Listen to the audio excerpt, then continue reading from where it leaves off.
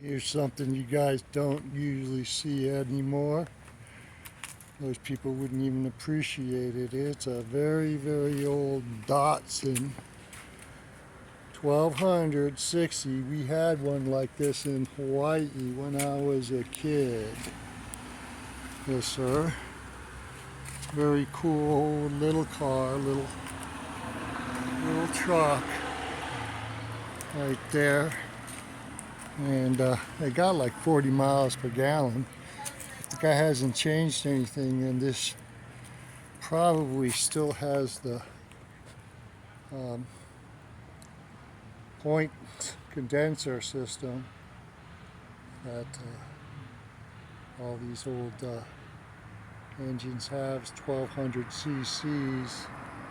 Not a very big vehicle engine, but also very cool, kind of, to me, a collector's item. Definitely don't see too much.